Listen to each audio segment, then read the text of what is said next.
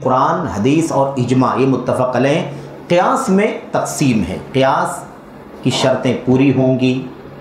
قیاس میں 4 چیزیں ہوتی ہیں۔ اب اس فقہی مسائل میں جائیں گے ہم، اصول فقہ میں قیاس کے اندر کیا ہوتا ہے۔ جیسے ابھی ایک مثال ہے اس کی شراب کی۔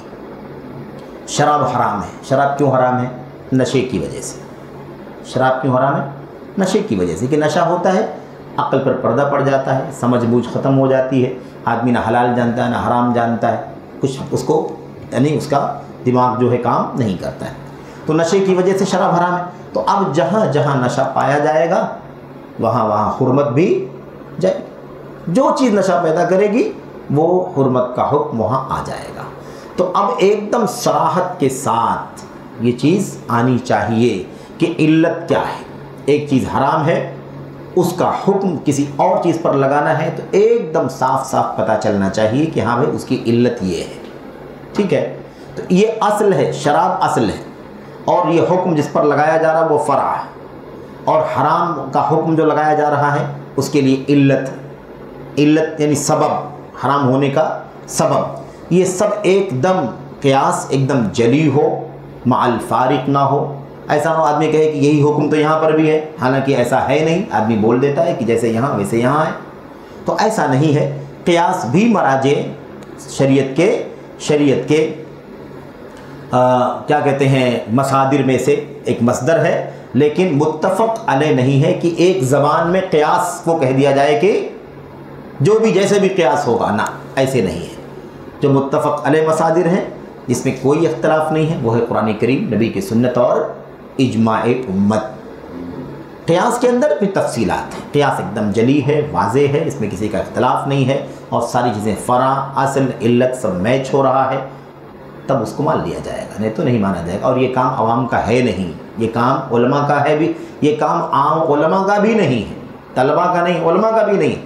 جو اجتہاد کے اس مقام تک پہنچے ہوں کہ پوری شریعت گھول کر پی رکھا ہے، کیا قرآن، کیا سنت، کیا تفسیر، کیا حدیث، کیا فقہ، کیا شریعت، کیا بلاغت، سارا کوئی بھی ایشو امت کے اندر پیدا ہو تو شریعت کے علم کا اتنا گہرا خزانہ ہے کہ ان کا ذہن فوراً چند دلائل کی طرف چلا جائے گا کہ ہاں اس دلیل سے اس مسئلے کا حل، یہاں اس سے قیاس ہوگا، یہاں اس سے مسئلہ ثابت ہوگا، یہاں اس بنیاد پر اس کا حکم ہے نا منتقل ہوگا، حلال کا حکم حلال کا یہاں بھی لگے گا، حرام کا حکم وہاں تھا، حرام کا حکم یہاں بھی لگے گا۔ تو یہ قیاس کی تفصیلات ہیں، اس لیے ایک زبان کے ساتھ قیاس کو ہم ایسے نہیں کہہ سکتے کہ بس قیاس ہے، جیسے تیسے جو بھی قیاس کر لے، ایسے نہیں ہے۔ اور یہی سب سے بڑا مسئلہ ہے قیاس میں، یہی سب سے بڑا مسئلہ ہے کہ جس کو دیکھو وہ یہاں کا حکم وہاں فٹ کرتا ہے اپنی مرضی سے، نہ وہ اصل جانے، نہ وہ فرع جانے، نہ وہ علت جانے۔ اسی لیے علماء کہتے ہیں ھذا قیاس مع الفارق، اس کو یہاں فٹ تو کیا جا رہا ہے لیکن فٹ ہو نہیں رہا ہے، دونوں کو الگ کرنے، جدا کرنے والی چیز موجود ہے، تو یہ اس طرح کے مسئلے پیش ہوتے ہیں۔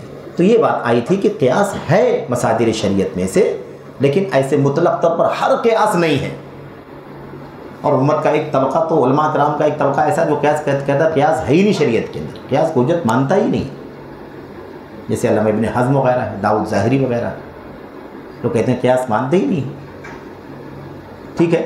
تو کہنے مطلب قیاس کیوں نہیں مانتے؟ اسی لیے نہیں مانتے ہیں، کہتے ہیں کہ قیاس کرنے کا راستہ کھولا جائے گا تو ہر ایک جیسے چاہے گا قیاس کرے گا۔ تو یہ ہے مسئلہ۔ اللہ سے دعا ہے کہ اللہ تعالی ہم سب کو خیر کی توفیق عطا فرمائے، آمین رب العالمین۔ السلام علیکم ورحمۃ اللہ۔